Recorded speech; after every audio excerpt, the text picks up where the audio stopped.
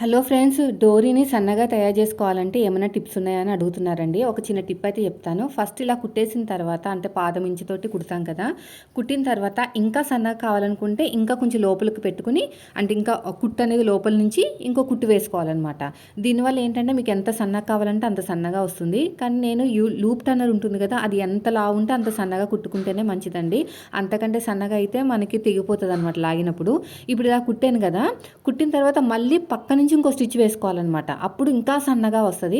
So ఇప్పుడైతే loop Turner తీసేసుకుని ఈ లోపలికి ఇలా పెట్టేసుకుని స్టార్టింగ్లో ఇలా హుక్ ఉంటుంది, దీనికి తగిలించేసుకుని లాగేయటమే. ఎంత దలసరిగా క్లాత్ ఉన్నా ఎలాంటి క్లాత్ అయినా సరే చూడండి, నేను అసలు ఖర్చు కూడా కట్ చేయలేదు, అయినా సరే బయటకు వచ్చేసింది. అంత ఈజీగా వస్తుంది అనమాట. ఇంకా సన్నగా చేసుకోవచ్చు.